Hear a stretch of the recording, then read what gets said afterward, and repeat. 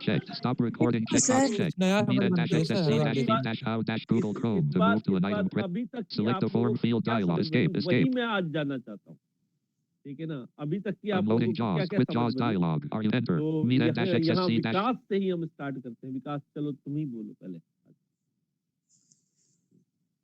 अच्छा, अपने ये ग्रुप से कुछ एक काम करना, मैं एक लिस्ट दूंगा नंबर की, वो अपने नाम लिख करके जो ग्रुप में डाल दे, ताकि मैं नंबर आप लोगों को सेव कर लूं।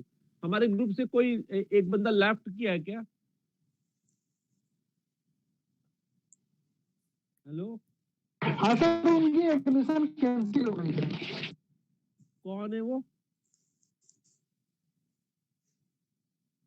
कौन है? चेतना चेतना चेतना इतना क्यों? कुछ आइडिया? एक्चुअली उनकी सर कहीं जॉब लग गई है, तो इसलिए उन्होंने अपना एडमिशन विड्रॉ कर लिया। अच्छा, चलो ठीक। तो कम से कम लेफ्ट करने से पहले अपना रीजन तो लिख के भेजे ना, कि भाई क्या है, अच्छा है, जॉब लग गई तो बहुत अच्छी बात है। हाँ रोमा बोलिए। सर मैं स्टार्ट करूं बोलना? चलो जो ठीक मैंने है भैया। पॉइंट्स विकास अब रोमा ने कह दिया है, तो तुम्हारा ओके काम रोक सर, के ओके। रोमा पहले। हाँ ठीक है, फिर रोमा पहले। ठीक सर मैंने जो पॉइंट्स नोट किए, सबसे पहले तो जो मेरी समझ बनी वो उनकी जो मेथड है वो किस तरीके से किसी भी बिल को लाते हैं, उस पर सर ने जो सवाल उठाया था सबसे पहला जो मुझे लगा। और सर एक पॉइंट मुझे जो याद आ रहा है कि हालांकि हमारी राज्यसभा में तो काफी प्रोमिनेंट पर्सनालिटीज ही रहती हैं, लेकिन इस पर भी लोग मतलब किसी का कोई वो नहीं होता है, मतलब ऐसा तो नहीं बुद्धिजीवी वर्ग ही समाज को चला रहा है सर। और सर जो सबसे बड़ा उनका जोर था वो था वर्ल्ड बैंक का जो कौन सा प्रोग्राम था, वो ईडीपी, मुझे समझ नहीं आया क्या नाम लिया सर ने, जो 1990 में स्टार्ट हुआ, कि जिससे कि हमारे डीपीईपी डीपीईपी सर पता नहीं उसका फुल फॉर्म क्या है, ताकि मैं याद रख पाऊं। तो जो भी वो प्रोग्राम था डीपीईपी वाला, मैं ग्रुप में लिख के भेज दूंगा। हाँ जी। आप तो ग्रुप में सवाल करते हैं ना कि डीपी की फुल फॉर्म बताइए, तो मैं जवाब दे देता। ठीक है सर। ये है कि district level primary education program है कुछ, DPEP में देखिए जो भी है, मतलब कि इसका बेसिकली प्राथमिक शिक्षा को खत्म करना। हाँ जी सर, डिस्ट्रिक्ट लेवल। हाँ डिस्ट्रिक्ट, हेलो, हाँ डिस्ट्रिक्ट प्राइमरी एजुकेशन प्रोग्राम। अच्छा, डिस्ट्रिक्ट प्राइमरी एजुकेशन प्रोग्राम, ठीक है ठीक है। हाँ जी, कि उस डीपीईपी कैसे उसको खत्म करना है। और सर जो आपने भी जो हमें एग्जांपल देके समझाया था 1992 और 1993 में जो दो डिसीजंस आए थे, कृष्णा उन्नी और पता नहीं कौन सी वो मोहिनी जैन शायद कुछ ऐसा, तो उसको भी पहले आया था Mohini Jain versus state government of Karnataka, फिर आया था हाँ, फिर उन्नी Krishnan versus state government of Andhra. हाँ जी सर। तो वो मोहिनी जैन वाला जो केस था वो मैं वो केस की भी कॉपी आपको भेज दूंगा, अंग्रेजी में होगी, थोड़ी लंबी होगी, तो कोई पढ़कर यदि थोड़ा समरी रूप में उसका जो है ना, कि मैं कुछ मार्क कर दूंगा, वो एक पैराग्राफ पढ़ोगे उससे क्लियर हो जाएगा। तो मोहिनी जैन जहाँ पर ये कॉन्स्टिट्यूशन को लेकर रिमार्क होगा, मैं वो उसको ही मार्क कर दूंगा। तो जो बता दूंगा कि इस पेज पर इस लाइन से इस लाइन तक पढ़ो। हालांकि पूरी जजमेंट जो है कि 7-8 पेज की होगी, ठीक है ना। तो उसके अंदर हायर एजुकेशन को भी बिल्कुल क्लियर कर दिया था कि फंडामेंटल राइट बना दिया था, ठीक है। हाँ जी सर। लेकिन उन्नी कृष्ण ने थोड़ा सा डिलिमिट करते हुए जो आपका 6 से 14 साल के ऊपर, 14 साल तक के लिए दोबारा से आर्टिकल 45 के ऊपर फोकस कर दिया, और 46 वगैरह जो है वो थोड़ा सा उन्होंने हटा दिया। हाँ जी सर। मोहिनी जैन के फैसले को एक रूप से उन्नी कृष्ण का फैसले ने रिव्यू कर दिया, और फाइनली जो है उन्नी कृष्ण का फैसला ही मान्य। हाँ जी सर। और सर जो एक बहुत बड़ा पॉइंट मुझे जो लगा मतलब जो सर भी बता रहे थे कि हमारी जो प्राइवेट स्कूल्स की जो एकदम से बढ़ना क्यों शुरू हो गया कि कहीं न कहीं समानता वाली शिक्षा हमें देखने को नहीं मिल रही है। जो आपने हमें नवोदय के एग्ज़ाम्पल से भी समझाया कि मल्टी लेयर जो शायद प्रतिभा विद्यालय क्या विद्यालय दिल्ली में होते हैं कि वहाँ पे भी हो रहा है। तो सर इतना सब कुछ समझते हुए मुझे तो ये लगता है कि कहीं न कहीं हमारा बुद्धिजीवी वर्ग भी चुप रहता है बहुत सी बातों में। क्योंकि हर कोई अपना स्वार्थ देख रहा है। बुद्धिजीवी वर्ग का क्या है कि अपना काम बनता, भाड़ में जाए जनता। बिल्कुल सर, हम सभी अपना स्वार्थ देख रहे हैं और मतलब हमें बच्चों की एजुकेशन से कोई मतलब नहीं है। और सर जैसे प्राइवेट स्कूल्स के नाम पे तो आज के टाइम में हम देखें तो क्वालिटी बहुत ज़्यादा गिर रही है अब तो एजुकेशन की, जो गाँव के मैक्सिमम स्कूल्स हैं। क्योंकि हर हर कोई अब सरकारी स्कूल मतलब नहीं चाहता है तो चलो 700-800 फीस तो दे सकते हैं पेरेंट्स, दे रहे हैं लेकिन उन्हें क्या पता उनकी एजुकेशन के साथ कैसा कॉम्प्रोमाइज़ हो रहा है। सर ये तो बहुत बुरा वाला जो टाइम आ चुका है। शिक्षा का अधिकार फेल दिखता है, इनकी जो टिप्पणियाँ हैं उनको देखते हुए। हुँ, हुँ, यस, यस विकास यस बहुत अच्छा रोमा ने कहा कि भई कि एक खास तौर से जो वंचित वर्ग के लोगों के लिए शिक्षा जो है और भी दूभर हो गई है। बिल्कुल सर। पहले चेतना की कमी थी, अब यदि वो करना भी चाहें तो जो है कि उस केस के अंदर जो है कि उनके लिए पॉसिबल नहीं होगा। अभी मैं एक सवेरे एक किसी का आर्टिकल पढ़ रहा था, तो वो मैं आपको ग्रुप में भेज दूँगा कि भविष्य के अंदर कॉलेजेस के नाम किस प्रकार के होंगे। उन्होंने थोड़ा-सा व्यंग्यात्मक और इनकी भी शिक्षा में बदलाव वाला जो बुक है अनिल सदगोपाल की शिक्षा में बदलाव के सवाल पता नहीं क्या ऐसी बुक है। उसके अंदर एक लास्ट का चैप्टर है वो बड़े ही व्यंग्यात्मक रूप से उन्होंने लिखा है कि भविष्य में कॉलेजेस के नाम किस प्रकार के होंगे। जैसे अभी आप मेट्रो स्टेशन पे जाते हो, तो हुँ, मेट्रो हुँ। स्टेशन आजकल क्या है कि किस तरह से मिलते हैं कि होंडा सिटी मेट्रो स्टेशन, ठीक है। फिर क्या है कि हुंडई मेट्रो स्टेशन, ठीक है। जैसे अपना विश्वविद्यालय के पास जो है मेट्रो स्टेशन पूरा लाल-लाल है, तो कल मैं कहीं गया था तो हरा-हरा दिखाई दे रहा था। अलग-अलग कंपनियों के नाम से वो मेट्रो स्टेशन जो है वो है। तो उसी तरह से कल को भविष्य में कॉलेजेस के नाम भी इसी तरह से जो है आपके होंगे, ठीक है।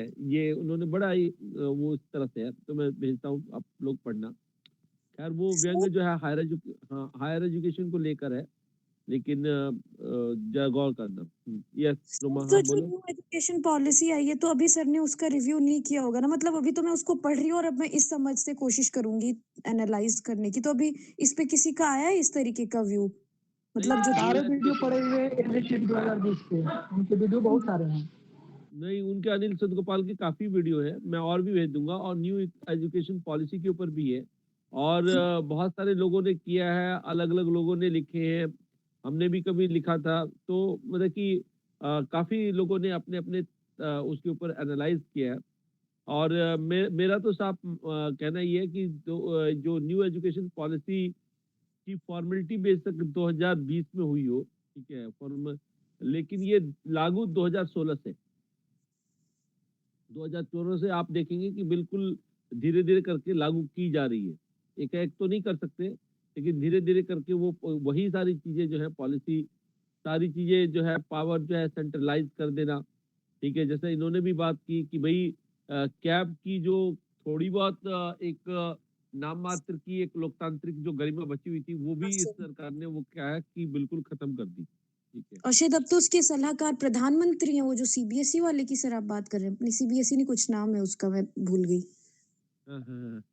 हाँ जी सर, वो हुँ, और सर एक पॉइंट जो मुझे काफ़ी मतलब अजीब-सा भी लगा और सच में हम लोग सोचते भी नहीं है, हालाँकि टीचर भी बन जाएँ, कि टीचर्स को आप वोट वगैरह इलेक्शन के लिए आप उनकी ड्यूटी लगा देते हो या आपदा प्रबंधन में, तो कहीं न कहीं हम भूल जाते हैं कि हमारे ही बच्चों का हम नुकसान कर रहे हैं शिक्षक बन के भी।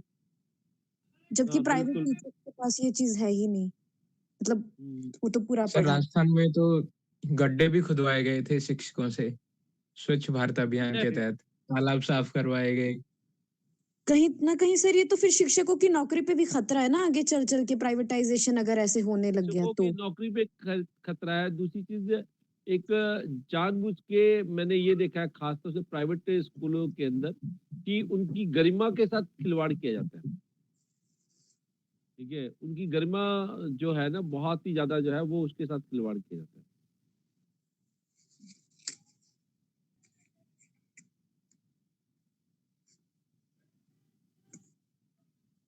हुँ। यस बताएँ आगे? हाँ। विकास। सर शिक्षा की जो सर जो शिक्षा के मानक हैं, सर मैंने वो आपका आर्टिकल भी पढ़ा था। हाँ। सर जो उसमें एक रिलेवेंट क्वेश्चन आपने उठाया था सर, वो मुझे बहुत मतलब लगा भी कि हाँ, ऐसा होना चाहिए। सर ना केवल जो जो प्राइवेट स्कूल्स हैं और गवर्नमेंट स्कूल हैं, सर वो एक ही क्षेत्र के मानक अलग होने के अलावा जो सरकारी स्कूल हैं, उनमें भी क्षेत्रीय स्कूलों में मानकों की विभिन्नता है।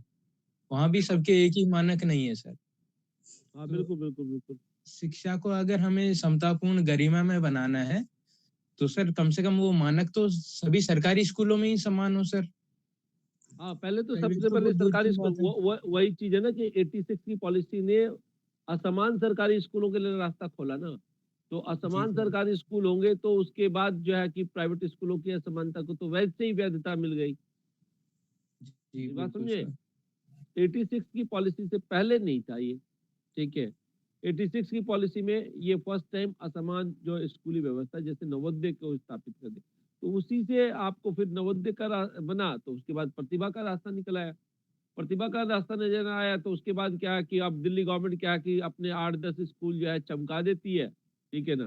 पहले क्या था सभी स्कूलों को सरकारी स्कूल एक ही लेवल के होंगे, एक स्कूल के ऊपर विशेष कुछ नहीं होगा किसी स्कूल के अंदर, होगा तो सभी में सर होगा। इंफ्रा भी नहीं है अभी तक भी सर, वर्तमान तक भी इंफ्रा नहीं है स्कूलों में, डेस्क नहीं है सर। हाँ, हाँ, वो वही चीज़ है ना, लेकिन आप दिल्ली गवर्नमेंट के जितने एडवर्टाइज़मेंट आते हैं सरकारी स्कूलों के, उसमें देखो क्या एसी, क्या एसी, क्या स्मार्ट बोर्ड, सब कुछ आपको दिखाई देगा, है कि नहीं? तो ये चीज़ जी है। सर। ये आपका 86 की पॉलिसी का रिजल्ट है कि भाई एडवर्टाइजमेंट के लिए तो आप ऐसे स्कूल 2-4 बना लिए, उसी का एडवर्टाइजमेंट करते जाओगे और बाकी जो है कि आपका स्कूल जो है कि खस्ता रखोगे, ठीक है? तो ये चीज़ है।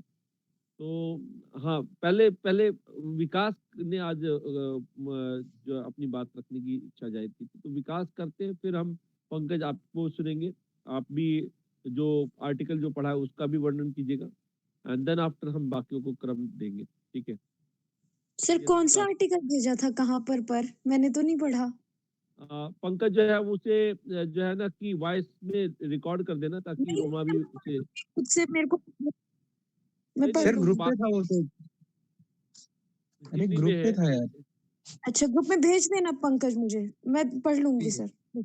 नहीं, नहीं पंकज एक बार या कोई भी एक बार उसे रीड कर देना वॉइस रिकॉर्डिंग की फॉर्म में तो अच्छा रहेगा। जी सर। तो यस विकास। एक्चुअली मैंने सर बहुत ही ब्रीफ मतलब कि थोड़ा सा अपना नोट्स बनाया है, मतलब कि पूरा वीडियो तो मैंने ऐसे गौर से सुना ही देखा, और बहुत पहले वाले जो टर्म है ना उसको मैं मतलब कि थोड़ा सा नोट्स किया, और बाकी को मैंने बहुत ही मतलब कि क्लियर होके ध्यान देकर सुना, मतलब कि उसमें मुझे लगा कि इनके पूरे बातों को अगर भी लिख लूँ तो बहुत कम है, तो इसलिए मतलब कि मुझे जितना लगा उतना थोड़ा सा लिखा हूँ। एक्चुअली इनकी कहानी शुरू होती है 1972 से। ए आज ये 1983 में राष्ट्रीय शिक्षक आयोग के सदस्य नामित होते हैं और उसमें 13 से 14 महीने तक समय गुजारते हैं। उस समय में इनके साथ इतनी परेशानियां, मतलब कि ये अपने विचारों की लड़ाई लड़ते हैं लेकिन उन्हें लड़ने नहीं दिया जाता है।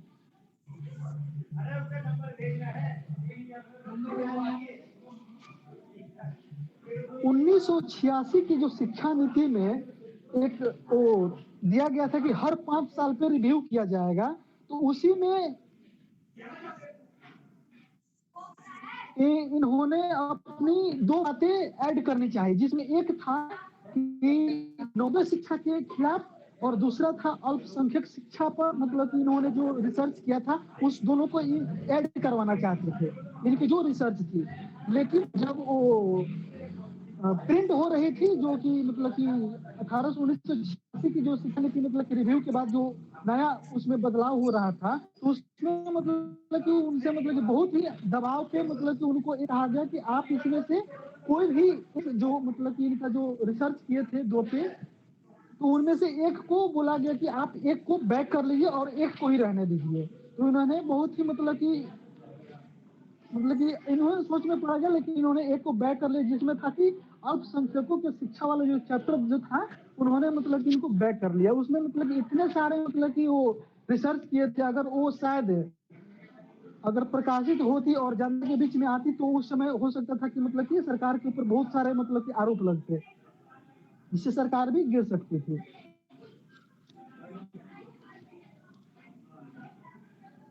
यस, बहुत ही अच्छी तरह से कि भाई कोई भी सरकार जो है और कि कोई भी आयोग या समिति जो बनाती है, वह मतलब कि अपने अकॉर्डिंग जो है, ठीक है ना, उसके एक सबसे बड़ी चीज़ जो उन्होंने बोली थी कि कोई सरकार जो है कोई भी आयोग समिति बनाने से पहले ही आयोग समिति के डिसीजन जो है उनके अध्यक्ष को सौंप देती कि अल्टीमेटली आपको ये देना है, ठीक है। मीन आयोग Yes, sir. समिति जो भी अपनी रिपोर्ट देती है वो वही देती है जो सरकार चाहती है। जैसे जैसे अब समझ में आई मेरी बात कि हाँ जी सर। ये इन्होंने बहुत इंपॉर्टेंट बात बोली कि वाकई में निष्पक्ष होके आयोग और समिति, ये नहीं है कि सरकार दे दे कि भाई एजेंडा दे दे, ऑब्जेक्टिव दे दे कि दे दे, और उस ऑब्जेक्टिव के बेस के ऊपर आयोग समिति अपना रिसर्च करे, फाइंडिंग करे और रिपोर्ट उनको निष्पक्ष तरीके से दे दे। नहीं, सरकार जो क्या करती है कि पहले उनको रिजल्ट दे देती है कि क्या आपको रिजल्ट निकालना है, अब इस रिजल्ट को निकालने के लिए बाकी आप प्रोसेस करते रहो, ठीक है। तो ये चीज भी इन्होंने एक तो महत्वपूर्ण बताई, नहीं कि जो दिखता है वो होता नहीं है और जो होता है वो दिखता नहीं है, राइट। तो रियलिटी जो है वो समवट डिफरेंट फ्रॉम जो हमको दिखाई दे रहा है, ठीक है। जो दिखाई दे रहा है वो रियलिटी नहीं है, उससे बियॉन्ड है रियलिटी, राइट। ओके, वही और चीज है सर, कि हाँ विकास, और साथ ही वो जो डीपीईपी प्रोग्राम था, जो कि वर्ल्ड बैंक ने भारत में मतलब कि जो शुरू करना था, उसका मेन मकसद प्राइवेटाइजेशन और वो क्या बोलते ग्लोबलाइजेशन, इसको वैश्वीकरण, मतलब कि किस तरह से वो मतलब कि भारत में अपना जगह बनाना चाहता था, और मतलब कि ये प्राइवेट शिक्षा मतलब कि ये उसको विस्तार करना चाहता था उसको, और इसको लेकर इन्होंने काफी विरोध किया, बहुत जगह जगह अपनी रैलियां निकाली। वो इस बात को बताना चाहते थे, सरकार से बात मतलब पहुंचाना चाहते थे, किस तरह से मतलब कि जनता का ध्यान प्राइवेट स्कूलों की ओर मतलब कि ये किया जा रहा है, जिसका मतलब कि मकसद था डीपीईपी का। और 86वें संशोधन जो भारतीय संविधान में पहला वैश्विक हमला था 2002 में, जिसको कि शिक्षा के अधिकार संशोधन उस समय अटल बिहारी वाजपेयी जी की सरकार थी शायद 2002 में ना सर। हाँ बिल्कुल, हाँ, जी तो उस बिल्कुल। समय मतलब कि ये, और सुप्रीम कोर्ट ने उस समय याद दिलाया। एक मिनट भाई निशांत भाई, एक मिनट, थोड़ा मैं बातें पूरी कर देता हूँ। Okay sir. हाँ ठीक है। और उसके बाद सुप्रीम कोर्ट ने याद दिलाया कि 1993 में देश की आजादी को 43 साल बीत चुके हैं, जो काम 10 सालों में पूरा कर लेना चाहिए था, जो कि मतलब कि था 14 वर्ष तक के बच्चों को मतलब कि वो शिक्षा मतलब शिक्षित करने का, जो कि अभी तक पूरा नहीं किया जा सका है, जिसमें था कि मतलब कि ऐसे पोषण के सवाल में, पोषण के भी बहुत सवाल थे, स्वास्थ्य के सवाल थे, सुरक्षा के सवाल थे, प्री प्लानिंग एजुकेशन थी। लेकिन जब ये सरकार उस समय फेल हो गई, तो संविधान सुप्रीम कोर्ट ने फैसला दिया कि जो चूंकि वो क्या बोलते हैं भाग 4 के जो कि राज्य के नीति निर्देशक सिद्धांत था, उसमें 45 आर्टिकल में रखा गया। तो उसमें अब संविधान ने यह कही कि जब 43 वर्ष बीत चुके के बाद भी सरकार इसको लागू करने में फेल हो चुकी है, तो संविधान की वायदा पूरा करने में जो ये भाग 4 के अनुच्छेद 45 को रखा गया है, अतः अब ये स्वतः ही मौलिक अधिकार बन गया है, अर्थात भाग 3 में रहेगा, अनुच्छेद 21 बना दिया गया इसको। लेकिन अब चूंकि उस समय जो सरकारें थी उनकी अड़चनें बहुत तेज हो गई। अब वो चाहते थे कि भाई ये तो मतलब कि अब मौलिक अधिकार बन गया, मतलब कि हमारे सामने बहुत सारे अब वो व्यवधाएं आएंगी। तो इन्होंने मतलब कि ऐसे ऐसे विचार, जिस सरकार थी ऐसे ऐसे उसमें विचार लाए, संशोधन लाए कि उसमें 21A के तहत मतलब कि बहुत तरह के ऐसे मतलब कि उसको मतलब कि वो एक कहावत है ना सर, मतलब कि एक सीधा नाक छुए, एक नाक पकड़ के छूने वाली बात। तो इन्होंने ऐसे नाक पकड़ के छूने वाली बात उसमें रख दी 21A में, क्योंकि सरकार वहां फेल हो गई थी जो खंड 4 में है। और उन्होंने बहुत अच्छी तरह से मतलब इसके पहले मैं नहीं जानता था, क्योंकि खंड 4 तो उन्होंने अच्छी तरह से डिफाइन किया सुप्रीम कोर्ट ने। जो खंड 4 है वो भारतीय राज्य को दिशा देता है और उद्देश्य बताता है, और जो खंड 3 है उस उद्देश्यों की पूर्ति के लिए साधन देता है। मतलब कि इतना मतलब कि अच्छा बात मुझे लगा, मतलब कि मैंने इसको अच्छे से नोट किया। खंड 4 साध्य है, वो मकसद है, और खंड 3 है वो साधन है जो उसको पाने का है खंड 4 को। इसलिए शिक्षा को सम्मानजनक जीवन देने के लिए जरूरी है, अतः इसे खंड 3 में रखा जाएगा। और वहां पे सुप्रीम कोर्ट ने उसे क्या बोलते हैं मौलिक अधिकार बना दिया। और उसमें भी इन्होंने एक बात अच्छी तरह से कही, जो भीमराव अम्बेडकर ने शायद मतलब कि कहा था कि शिक्षित होने के लिए संघर्ष करना जरूरी है, और संघर्ष करने के लिए संगठित होना जरूरी है। तो मतलब कि इतना ही मैंने नोट किया, बाकी तो पूरी बातें उनको सुनी, लेकिन मतलब कि मुझे ऐसा लग रहा है कितनी बातें तो मैं इनके गहन में उतारूं। बिल्कुल, बिल्कुल। तो और भी इनकी मैं वीडियो शेयर करूँगा, फिर आप लोग यदि आपको इतना ही अच्छा लगेगा तो मैं और भी जो है ना कि जो फ्रूटफुल वीडियो जो आपके कोर्स के कंटेंट के हिसाब से भी एक सही है, वो मैं आपको शेयर करूँगा, ठीक है ना? तो उसको आप लोग जो है कि सुनिएगा, ठीक है? अभी देखिएगा कि मैंने ग्रुप में आपके जो है कि मोहिनी जैन वाला जो फैसला है उसकी जो है ना लिंक भेजा है। इस लिंक से आपको Mohini Jain versus state government of Karnataka का ओरिजिनल जो आपका जजमेंट है वो आपको सुप्रीम कोर्ट का दिखाई देगा, ठीक है? ओके, मैं अभी उसका भी जजमेंट आपको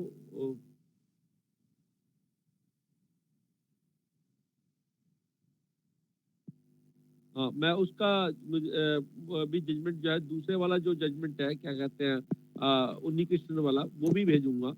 तो उसके अंदर फिर मैं आपको पैराग्राफ बताऊंगा कि कौन से पैराग्राफ, थोड़ा सा देखिए तो उससे क्या है कि आपको पूरा का पूरा यदि देख सकते हैं तो पूरा देखिए। आप सभी को ऊपर से नीचे तक देखना चाहिए, लेकिन खास तौर से अच्छी तरह से पढ़ने के लिए मैं 2 पैराग्राफ आपको आइडेंटिफाई करके बताऊंगा और वो फैसले के अंदर पढ़िएगा। तो उससे आपको पता चलेगा कि ये फैसला जो आया है वो क्या किस तरह से आया और क्या कहते हुए आया है, राइट? और ये एक रूप से हिस्टोरिक फैसला है जो आपका राइट टू इसके एजुकेशन के फील्ड के अंदर। और यदि उस फैसले के अकॉर्डिंग ही जब वो फैसला आया तो उसके बाद तो अधिकार बन गया। यदि गवर्नमेंट ऑनेस्ट थी तो उस ऑनेस्ट गवर्नमेंट को उसके बाद तो है कि इसको बना देना चाहिए। लेकिन आप ये देखिए कि उसके बाद कौन कौन सी सरकारें आई। उसके बाद कांग्रेस की सरकार के टाइम में फैसला आया। कांग्रेस की सरकार के बाद जो है कि उसके बाद यूपीए की गवर्नमेंट आई, ठीक है, जिसके अंदर आपका देवगौड़ा प्रधानमंत्री बने, ठीक है। उसके बाद आपका इंद्र कुमार गुजराल प्रधानमंत्री बने, ठीक है। फिर उसके बाद क्या है कि आपका इनकी सरकार आई, अटल बिहारी की सरकार आई, 13 दिन की, 13 महीने की और 5 साल की, मतलब कि आपका इस तरह से उनकी गवर्नमेंट आई। और लास्टली जो फाइनली जो 5 साल वाली गवर्नमेंट है उन्होंने 2002 के अंदर वो अमेंडमेंट लेके आए।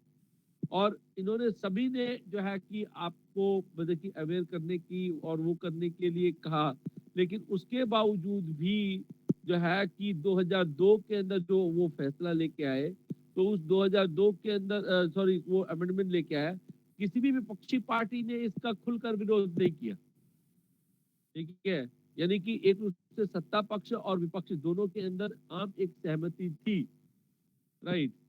ओके, ठीक उसी तरह से जो कृषि कानून है, इसके केस के अंदर भी क्या कि अब जब मामला यहाँ तक आ चुका है, तब विपक्षी पार्टी, अदरवाइज अकाली बादल जो बादल था वो तो सरकार का हिस्सा था, कि जब वो उसका पूरा डिस्कस हो रहा था तब भी वो सरकार का हिस्सा था, तब तक वो सरकार में बना रहा, तब तक वो बना रहा।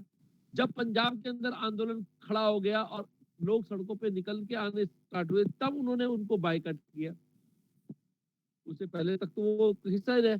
तो कहने का मतलब ये है कि, और इस वाले मामले के अंदर जो है लोग इतने अवेयर नहीं थे, लोग बायकॉट नहीं कर पाए, उतनी इतनी समझ नहीं थी। तो लेकिन एक रूप से देखा जाए तो इसके अंदर क्या है कि शिक्षा को सीमित करने के को लेकर सत्ता और विपक्ष दोनों के अंदर कहीं ना कहीं आम सहमति थी। और कैप की मीटिंग के अंदर जो वो प्रस्ताव रख रहे हैं, उस प्रस्ताव के लिए वो रिक्वेस्ट कर रहे हैं, किससे कर रहे हैं, तमाम तरह के विपक्षी दलों के जो आए हुए जो प्रतिनिधि हैं, उनसे रिक्वेस्ट कर रहे हैं कि एटलीस्ट जब मैं खड़ा होकर बोलूं उस टाइम आप मेरे को इतना बार सपोर्ट कर देना कि भाई इनको बोलने दिया जाए। And he is not able to get that support, ठीक है, कि he was not able to get that support, कि भाई वो वाला जो सपोर्ट है वो भी उनको हासिल नहीं हो पाया। तो इससे पता चलता है कि भाई कितना मतलब कि लोकतांत्रिक हमारा जो सिस्टम है वो लोकतांत्रिक जितना दिखता है वो उतना है नहीं, उसमें किस तरह से एक रूप से जो है कि एक रूप से पावर का हस्तक्षेप है, और किस तरह से एक पूरा का पूरे सिस्टम के ऊपर एक ऑलिगार्की की तरीके अल्पतंत्र के लोग हावी है, और सारा का सारा जो हमारा सिस्टम है उस अल्पतंत्र में रहने वाले लोगों के कल्याण के लिए ही तमाम तरह के कानून वगैरह इत्यादि इत्यादि बना रहा है, राइट, ये चीज है। तो ये बात है। यस, नेक्स्ट जो है कि विवेक क्या आपने भी सुना? विवेक, यस सर। तो आपको विकास से कुछ डिफरेंट उसके अंदर नजर आया हो या सुना हो तो बताओ। सर मैं तो यही सोच रहा हूँ कि जब एक अपना अनुभवी शिक्षाविद को 5-5, 6-6 बार सर धोखा दिया जा चुका है, तो सर हम तो आगे हम लोग के साथ तो कितना ही धोखा होता है। सर सर हाँ निशांत बोलिए। सर जैसे मतलब सर सरकार जो चाहती थी सर वही करती थी, कि कमेटी बनाने का कोई तुक नहीं रहता था सर। लेकिन सर हमारे देश के जो बुद्धिजीवी वर्ग हैं सर वो भी तो चुपचाप रहते थे सर, वो टीवी डिबेट ऐसे वैसे आके बहुत बोलते हैं सर, लेकिन सरकार के हाँ, सामने वो भी चुप हो जाते हैं। नहीं, वो चुप हो जाते हैं। सच्चाई तो ये देखो ना कि ये अनिल गोपाल को आप अपवाद ले लें तो कौन है जो इसका विरोध कर रहा है? ठीक है, बुद्धिजीवियों में कौन है जो इसका विरोध कर रहा है या इस तरह के सिस्टम का विरोध कर रहा है? कोई नहीं है सर, अनिल दत्त गोपाल जी का कोई समर्थन नहीं किया था सर। हाँ, कृष्ण कुमार की मैं बात करूंगा। कृष्ण कुमार जो है कि मतलब कि सिद्धांत तक है, लेकिन वो विरोध की तो उस तरह से तो वो विरोध करते नहीं है। हाँ, ठीक है ना। तो वही चीज है कि जब तक इसके पीछे कारण क्या है कि भाई बुद्धिजीवी वर्ग है। आज हमारे कॉलेज के लगभग कहना नहीं कि सभी प्रोफेसर के बच्चे एलिट जो है कि अंग्रेजी माध्यम स्कूलों में जा रहे हैं, तो मतलब कि उनका अपना सेल्फ इंटरेस्ट जो है वो सरकारी स्कूलों को लेकर या गली नुक्कड़ के प्राइवेट स्कूलों को लेकर की वो संजीदा होगी, ये कहाँ तक दिखता है कि भाई वो होंगे? ठीक है, क्योंकि एक रूप से अपना ही इंटरेस्ट नहीं है ना।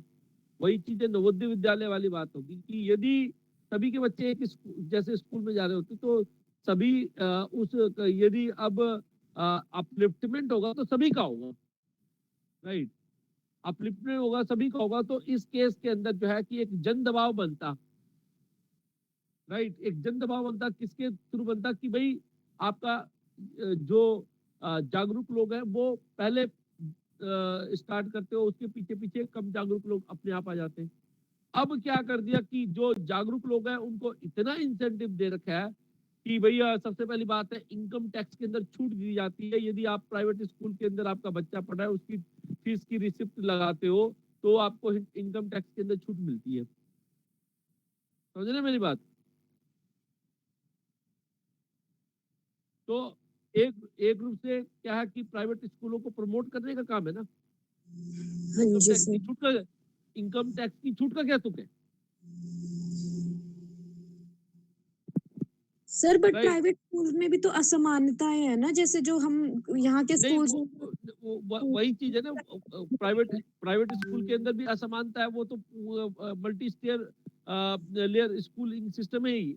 लेकिन वही है ना कि वही एक अच्छा खासा खाता पीता जो वर्ग है, प्रोफेसर का बच्चा, हर कोई प्रोफेसर का बच्चा जो स्टैब्लिश प्रोफेसर है, ठीक है ना, जो अनएस्टेब्लिश प्रोफेसर है उनकी बात नहीं कर रहा, जो मतलब कि लेकिन जो बिल्कुल जिनका बिल्कुल अपना अभी क्या है कि महंगे महंगे स्कूलों के अंदर जा रहे हैं, 10-10 हजार फीस उनकी पे हो रही है। सर 1 लाख है सर आर के पुरम में स्कूलों की। अच्छा, 1 लाख फीस है। तो सर आर उसी के से पुरम आप उसी से अंदाजा लगा ले कि इतने महंगे स्कूलों के अंदर यदि उनके बच्चे जा रहे हैं और वो अफोर्ड कर सकते हैं, ठीक है, और उसके ऊपर इनकम टैक्स छूट मिली जाती है।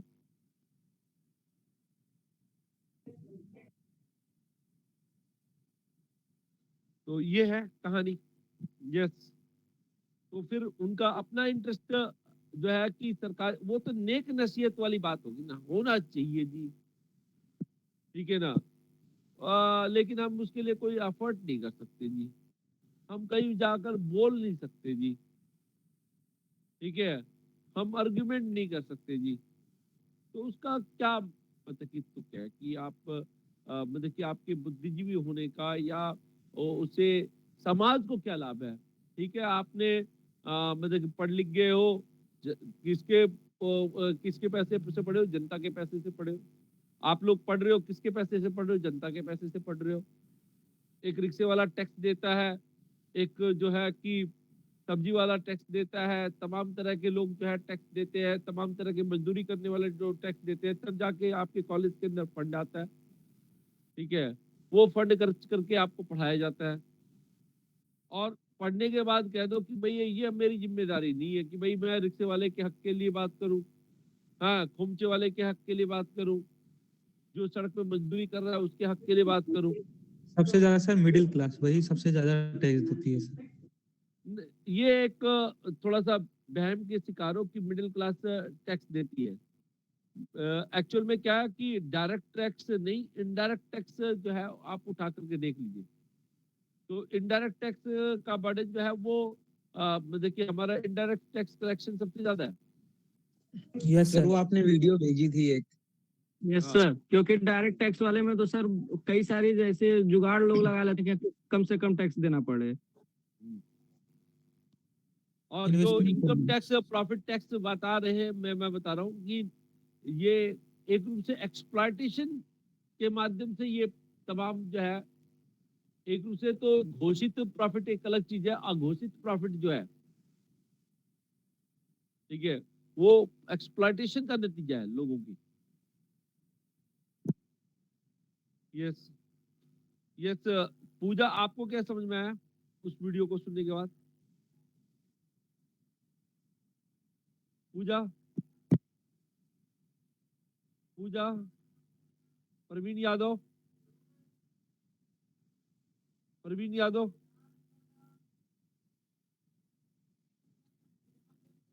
प्रवीण यादव, पूजा, दोनों दोनों ही नहीं सुन पा रहे।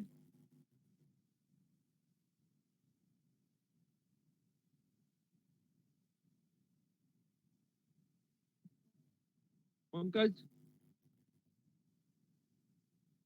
पंकज, जी सर। आप दोनों का प्रस्तुत कर दीजिए। सर मैं जैसे कि विकास ने बता दिया है वीडियो के बारे में, हाँ, उससे तो सर डिफरेंट मैं हो तो। नहीं सर लगभग वही चीज मैंने भी देखी, मैंने भी। हाँ, बताइए। तो सर मैंने वो आपका आर्टिकल पढ़ा, लेकिन सर तो जब मैंने हाँ। पहले वीडियो देखी और उसके बाद जब आर्टिकल पढ़ा, उसमें उन्हीं बातों का विश्लेषण आपने बड़े ही सूक्ष्म तरीके से किया है।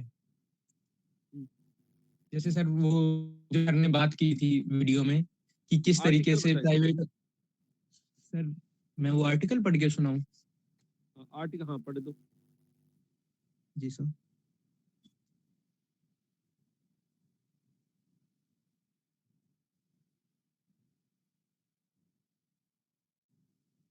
सर आर्टिकल का जो शीर्षक है वो है संविधान के दर्शन के अनुरूप नहीं है 86वां संविधान संशोधन। हाँ, नव उदारवाद की सबसे बड़ी त्रासदी है कि बहुतेरे बुद्धिजीवी शिक्षा बेचने और छीनने की इस नीति के लिए तर्क मुहैया करा रहे हैं और इसको वैधता प्रदान करने में शासक वर्ग का साथ दे रहे हैं, जबकि अपेक्षा थी कि वे जनता के पक्ष में खड़े होकर इस नव उदारवादी एजेंडे की हकीकत को उजागर करेंगे। इसलिए जनता के पास एक ही विकल्प है कि वह इस एजेंडे की जगह सार्वजनिक धन पर आधारित लेकिन जन केंद्रित एवं लोकतांत्रिक ढांचे में संचालित समतामूलक और विविधतापूर्ण गुणवत्ता की स्कूली व उच्च शिक्षा व्यवस्था खड़ी करने में अपनी लड़ाई को और मजबूत। इसमें पहले ही जो फर्स्ट पैरा इसमें ही सुझाव दे दिया गया है कि जो प्राइवेट स्कूल और जो गवर्नमेंट स्कूल की जो व्यवस्था है उससे कैसे उसमें सुधार किया जाए कि धन पर जो व्यवस्था कायम है उसके बजाय जो पब्लिक अगर अपने साइड से कुछ कंट्रीब्यूशन करे उसमें व्यवस्थाओं का निर्माण करने में। सर फिर इसके आगे लिखा गया है कि इस संदर्भ में हमें सरकार द्वारा जनता के सामने फेंके गए हर लॉलीपॉप की भटकाऊ राजनीति को समझना होगा, तभी हम एक जनपक्षीय शिक्षा व्यवस्था की ओर आगे बढ़ पाएंगे और जो मेहनत आवाम की यथास्थिति को बदलने वाले ज्ञान दर्शन पर टिकी हो। निसंदेह इस दृष्टि का निर्माण करने और उसको स्थापित करने में नेतृत्वकारी भूमिका संघर्षशील मजदूर की होगी। सर इसमें ये बताया गया है कि जो व्यवस्था होगी उसके मानक जो हैं वो एक पक्षीय हो और जन केंद्रित हो, जनता के पक्ष में हो। और सर साथ ही साथ इसमें जो निम्न वर्ग है समाज का जो जूझता है नीचे, सर जैसे मजदूर वर्ग हो गया, तो उनकी बेहतरी की बात की गई है और उनको अपने कंधों पर लेना पड़ेगा। ये मतलब शिक्षा प्रणाली का जो भार है उसमें सुधार उनको अपने अकॉर्डिंग करने का प्रयास करना पड़ेगा। सर इसके बाद कहा गया है कि संविधान का जो 83वां संविधान संशोधन था जो कि इसमें कटा हुआ है, थोड़ा सा मिसप्रिंट है, शायद ये वाजपेयी सरकार के कार्यकाल में पास नहीं हो पाया था, उसे पुनः फिर सर मिस है तो अगली सरकार है शायद सर, अगली सरकार बिना किसी संशोधन के 93वां संविधान संशोधन बिल के रूप में संसद में लेकर आई और 86वां संशोधन एक्ट के रूप में उसको पास करके संविधान का भाग बना दिया गया। संविधान का यह संशोधन आनन फानन में उठाया गया कदम था जो भारत राजनीति के दोहरे चरित्र को स्पष्ट करता है। सत्ता पक्ष और विपक्ष की जो टकराहट आमतौर पर देखने को मिलती है वह इस संशोधन के दौरान देखने को नहीं मिलती। हाशिए पर बैठा संसदीय वामपंथ के दौरान मौन रहा। ऊपर से देखने पर ऐसा प्रतीत होता है कि यह संशोधन नागरिकों को शिक्षा का अधिकार देने वाला परिवर्तन था, पर हकीकत में यह संशोधन अधिकार देने वाला नहीं अपितु उसे छीनने वाला था। संशोधन को इस प्रकार पास किया गया कि उससे संविधान की मूल भावनाओं का ही अतिक्रमण कर दिया गया। अतः यह संशोधन संविधान के दायरे को तोड़ने वाला था। सर इस पैराग्राफ में ये बताया गया है कि जो हमारी जो राजनीतिक व्यवस्था है वो जन केंद्रित होने के बजाय वो अपने मतलब अपने जो क्षेत्रीय हित है, जो अपनी पार्टी के हित है, उनको प्राथमिकता देते हैं। वो अपने आर्थिक स्रोतों का निर्माण करने के लिए, अपनी व्यवस्था का निर्माण करने के लिए जो उनके जो मतभेद हैं पार्टी में, उसको भूल जाती हैं वो। संविधान के आर्टिकल 45 में साफ साफ कहा गया है कि राज्य संविधान लागू होने के 10 वर्ष के भीतर 14 वर्ष तक के सभी बच्चों को मुफ्त एवं अनिवार्य शिक्षा प्रदान करने का हर संभव प्रयास करेगा। पर हुआ क्या? क्योंकि यह दायित्व सरकार के नीति निर्देशक तत्वों के खंड 4 का भाग था, अतः उसे प्रत्यक्ष रूप से अदालत में वाद हेतु नहीं ले जाया जा सकता था, लेकिन इसे लागू करने में सरकार की कभी मंशा भी नहीं रही। 1964 में गठित कोठारी आयोग ने स्पष्ट शब्दों में कहा कि पूरे देश में समान स्कूली व्यवस्था को लागू किया जाए। लेकिन उसके बाद हमारी सरकारों ने समान स्कूली व्यवस्था तो दूर की चीज है, जो और जैसी सरकारी स्कूली व्यवस्था थी उसे भी धीरे धीरे ध्वस्त करना शुरू कर दिया। सरकार ने बड़े पैमाने पर निजी स्कूलों को पट्टे आवंटित किए ताकि उच्च वर्ग तक सीमित स्कूलों को मध्य वर्ग तक लाया जा सके। परिणाम स्वरूप 70 और 80 के दशक में बड़े पैमाने पर विद्यार्थियों का पलायन सरकारी स्कूलों से निजी स्कूल की तरफ हुआ। इस असमान स्कूली व्यवस्था को और भी असमान बनाने का काम 1986 की शिक्षा नीति ने किया, जिसके तहत एक तरफ तो हर जिले में संपूर्ण सुविधा संपन्न नवोदय विद्यालयों की स्थापना की गई और दूसरी तरफ सुविधाहीन 2 कमरों और 2 या 3 शिक्षकों के भरोसे चलने वाले सरकारी स्कूल आए और उनके स्थानांतर निजी स्कूल धड़ल्ले से खुलते चले गए। जैसे जैसे सरकारी स्कूलों की खस्ताहाली बढ़ती गई, वैसे वैसे निजी स्कूलों का व्यवसाय भी बढ़ता गया। साथ ही बढ़ा इन निजी स्कूलों से राजनीतिक पार्टियों और नेताओं को मिलने वाला चंदा। सर, मैं इस पैराग्राफ को ना एक सर साउथ की एक फिल्म है, मूवी है सर। तो सर अगर हम ये जो इस पैराग्राफ में जो बात की गई है, अगर हम इसको देखना चाहें तो सर उस मूवी में बड़े ही अच्छे तरीके से इसको दिखाया गया है। कौन सी मूवी है? सर मूवी का नाम है मैडम गीता रानी। एक स्कूल की सरकारी स्कूल की प्रिंसिपल की ये कहानी है। हाँ, तो सर उसको अगर देखें जी, हाँ बोलो। यस। तो सर अगर हम देखेंगे तो सर उसमें पता चल जाएगा कि शिक्षा की सरकारी स्कूलों की व्यवस्था कैसी है, किस तरीके की फंडिंग है और कितना प्रेशर होता है सर शिक्षा में। अगर कोई सुधार करना चाहे तो उसके ऊपर कितना प्रेशर है। जैसे जैसे सरकारी स्कूलों की खस्ताहाली बढ़ती गई, वैसे वैसे निजी स्कूलों का व्यवसाय भी बढ़ता गया। साथ ही बढ़ा इन निजी स्कूलों से राजनीतिक पार्टियों और नेताओं को मिलने वाला चंदा। और इसके अलावा निजी स्कूलों को मान्यता दिलाने के लिए अफसरों को मिलने वाली भारी भरकम रिश्वत। लेकिन इन पूंजीपतियों के स्कूलों और नेताओं के गठबंधन में हलचल तब हुई जब 1993 में सुप्रीम कोर्ट ने अपने एक फैसले में माना कि मानव जीवन का कोई अर्थ नहीं है जब तक मनुष्य शिक्षित नहीं है। क्योंकि शिक्षा ज्ञान चक्षुओं को खोलने का साधन है, अतः हर मनुष्य को शिक्षित होने का अधिकार है। सुप्रीम कोर्ट ने आगे विधान की व्याख्या करते हुए कहा कि संविधान की धारा 45 जो सरकार को अनिवार्य रूप से शून्य से 14 वर्ष के बच्चों के शिक्षा का प्रबंधन करने को कहती है, और धारा 41 उच्च शिक्षा उपलब्ध कराने पर जोर देती है। धारा 45 और धारा 41 को धारा 21 के साथ पढ़ा जाना चाहिए, जो मनुष्य को जीवन का अधिकार देने से संबंधित है। सरकार के आपातकाल के दौरान भी इस धारा को नहीं रोका जा सकता है। सर जो जीवन का अधिकार है, जिसमें कि सुप्रीम कोर्ट ने कई बार ये कहा है कि शिक्षा का मतलब गरिमा में शिक्षा है और जीवन का मतलब गरिमा में, और जो गरिमा में जीवन है, तो उसको साकार करने के लिए आर्टिकल 45 और 41 को एक साथ इनके साथ समावेशित करना होगा। क्योंकि बिना शिक्षा के सुप्रीम कोर्ट ने भी ये माना है कि मतलब शिक्षा नैसर्गिक अधिकार है व्यक्ति का। और जो काम बाबा साहब अम्बेडकर पूरी पैरवी के बाद भी संविधान सभा में नहीं कर पाए, वह काम सुप्रीम कोर्ट ने एक फैसले में कर दिया। इस फैसले के बाद भारतीय राजनेताओं के होश उड़ गए। हालांकि वह दौर भारतीय राजनीति का संकटकालीन दौर था, जब किसी भी दल को स्पष्ट बहुमत नहीं मिल पा रहा था। फिर भी भारतीय राजनेता इस फैसले के दूरगामी प्रभाव से परिचित थे। उस संकट के दौर में भी आपसी एकता का परिचय देते हुए उन्होंने पहले 83वां संविधान संशोधन बिल और फिर 93वां संशोधन बिल और 86वां संशोधन एक्ट को पास कर राहत की सांस ली।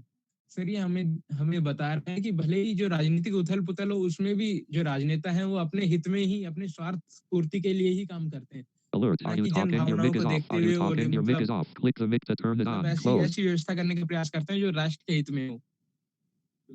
इस संशोधन की खास बात यह है कि एक तरफ तो यह 6 से 14 वर्ष की बच्चों को मुफ्त एवं अनिवार्य शिक्षा देने की बात करता है, वहीं दूसरी तरफ शिक्षा का स्वरूप कैसा होगा इसे निर्धारित करने का अधिकार सरकार के हाथ में दे देता है। शिक्षा को सरकार कानून द्वारा निर्धारित करेगी।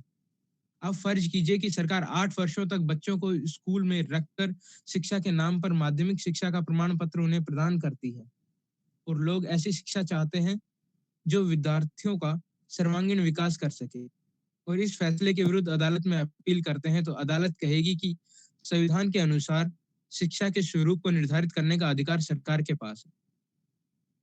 अब वह शिक्षा के नाम पर जो भी परोसे उसे ग्रहण करना ही विद्यार्थियों के लिए बाध्यता होगी।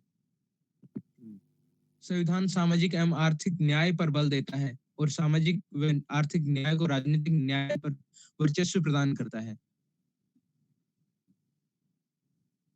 वह सभी नागरिकों को प्रतिष्ठा एवं अवसर की समानता का अधिकार प्रदान करता है, लेकिन इन उद्देश्यों की प्राप्ति तब तक संभव नहीं है जब तक सभी बच्चों को समान स्तर की शिक्षा मुहैया न कराई जाए।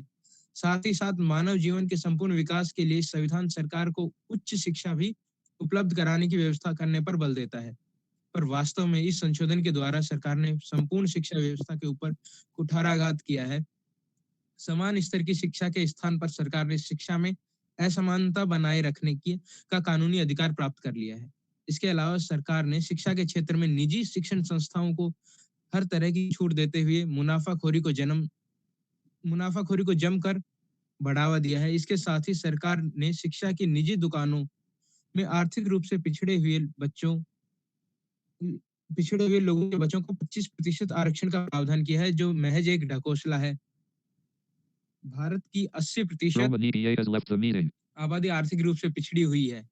जो शिक्षण संस्थान महज 20% लोगों के लिए चल रहे हैं, उनमें 80% लोगों को महज 25% आरक्षण दिया जाना क्या संविधान का खुल्लम-खुल्ला मजाक नहीं है?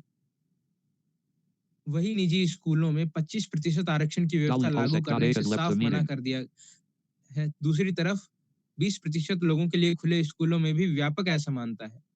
सर, ये असमानता को दिखा रहा है कि जो सरकारी स्कूलों में और जो प्राइवेट स्कूल्स में है, उन स्कूल्स में जो असमानता है। सर, लास्ट टाइम हमारे मॉर्निंग असेंबली का जो टॉपिक था वो था इंक्लूसिव एजुकेशन। सर, जो इंक्लूसिव एजुकेशन की जो बात थी कि अगर ये 25% अगर उन स्कूलों में, प्राइवेट स्कूल्स में अगर एडमिट हो भी जाते हैं, तो सर उनके साथ इस तरीके से ट्रीट किया जाता है कि वो या तो उस स्कूल से अपना नाम कटवा लेते हैं या उनको हाशिए पर रखा जाता है और उन पर कोई ध्यान नहीं दिया जाता। ना उनके लिए कोई टाइम शेड्यूल होता है और ना ही टीचर अलॉट किए जाते हैं।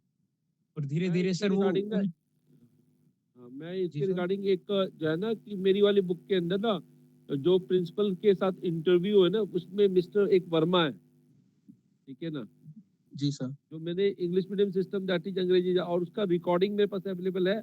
मैंने वैसे नहीं लिखा मनगढ़ंत, उसकी रिकॉर्डिंग मेरे पास अवेलेबल है। उन टीचर की रिकॉर्डिंग मेरे पास अवेलेबल है। उन्होंने कहा आने तो दो, भगाने का काम हमारा है।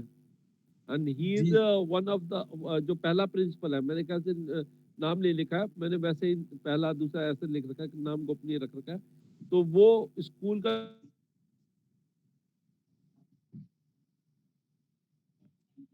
Yes sir. तरीका है कि हमारे पास तरीके हैं ना, हम कि भाई ये जो लोग हैं वो क्या ये अफोर्ड कर सकते हैं, ये अफोर्ड कर सकते हैं, ये अफोर्ड कर सकते हैं। दूसरी बात, जो हमारे स्कूल की जो कल्चरल लाइफ है वो क्या वो अफोर्ड कर सकते हैं, वो उसके साथ मैच ही नहीं कर पाएगा। एक जो 25% आरक्षण में एडमिशन तो मिल जाता है।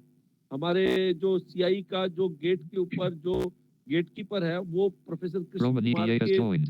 मतलब के आशीर्वाद से, उनके सहयोग से उसने अपने बच्चे का एडमिशन तो करवा लिया, लेकिन वहाँ का जो लाइफ है उसके अंदर क्या हुआ कि उसने खुश था काफी, लड़का भी शुरू में खूब कर रहा था, लेकिन धीरे धीरे जो घर के अंदर जो माहौल है वो तनाव का आ गया, बच्चा जो है वो उदंड हो गया, वो जी सर। नेगेटिव इफेक्ट आ गया। क्यों? क्योंकि उसके अंदर कॉम्प्लेक्सिटी बहुत ज्यादा आ गई। उसकी फादर की उतनी हैसियत नहीं है कि वो जो उसके साथी वहां पर जो चीजें लेके आ रहे हैं वो उसको ला सके। भाई हैसियत तो नहीं रही कृष्ण कुमार ने, है कि नहीं? और वहां पर जो है कि सारे जो है एक से महंगे महंगे फोन, एक से महंगे महंगे गैजेट, वहां पे उसके अंदर उसके पास नहीं है तो उसके अंदर हीन भावना आएगी। जी सर। ठीक है, तो ये सारी चीजें हैं, ये काफी इसकी चीजें हैं। सर, हम लोग अगले टॉपिक में क्या डिस्कस करेंगे? हाँ जी सर, ये 2 पैरे बचे हैं सर, मैं इनको अगले क्लास में कंप्लीट कर। क्या डिस्कस करेंगे अब? हाँ, तो अगली क्लास में आरटीआई एक्ट को इवेलुएट करेंगे। ठीक है, तो सर अभी इस क्लास कुछ को बचा स्टॉप भी है करते हैं। बोलना उनको पंकज को। सर हाँ, सिर्फ 2 मिनट, 2 मिनट। पंकज Dolly मैं Polsek इस dot A has आर्टिकल का joined. एक विस्तृत रूप में हाँ भेजूंगा, ये वो रीड 2010 हाँ सर ये अभी सिर्फ 2 मिनट में हो जाएगा सर, कंप्लीट 1 मिनट ही लगेगा सर मैक्सिमम। अच्छा हाँ अभी पढ़ दो। और बात सुनो, मैं इस आर्टिकल का एक विस्तृत रूप और है वो मैं भेजूंगा, उसको रीड करना, ठीक है, वो रिकॉर्डिंग हो जाएगी, ठीक है ना, वो सबके लिए रिकॉर्डिंग हो जाएगी। जी सर, जी ठीक सर। ठीक हाँ, पढ़ दो फटाफट।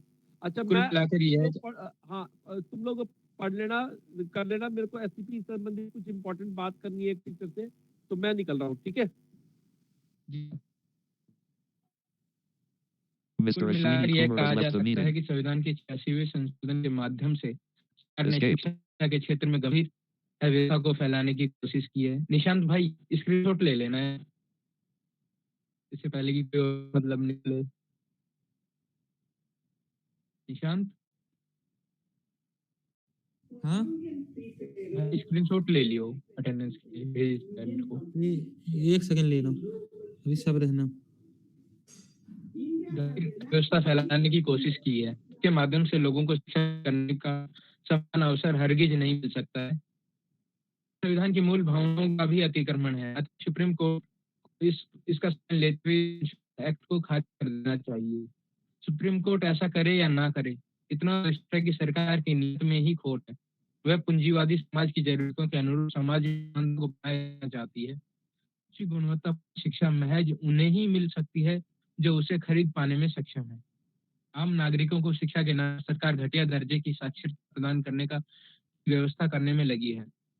जहाँ शिक्षा का अर्थ पूरा से मुक्त होकर स्वतंत्र चिंतन का विकास करना है, वहीं सरकार की शिक्षा व्यवस्था अभिजात वर्ग के पतनशील मूल्यों, भाषा को आम नागरिक को थोप रही है और शिक्षा में समानता के नाम पर समान पाठ्यक्रम लागू करने पर बल देती है। पर शिक्षा शास्त्र का कोई भी सिद्धांत समान शिक्षा प्रणाली हेतु समान पाठ्यक्रम पर बल नहीं देता, बल्कि वह ऐसे समान स्तरीय पाठ्यक्रम पर बल देता है जो विद्यार्थी सामाजिक सांस्कृतिक पर्यावरण के अनुकूल। 86वें संशोधन और उस पर आधारित शिक्षा अधिकार कानून में इस प्रकार की संकल्पना नहीं है। संविधान के Alert. Are you 86वें talking? Your संशोधन के mic is बाद off. Are जोड़ी you गई talking? धारा Your mic is off. Click the mic to turn it on. 21A Close. शिक्षा के अधिकार देने वाली नहीं, अपितु शिक्षा अधिकार छीनने वाली है। अश्विनी कुमार।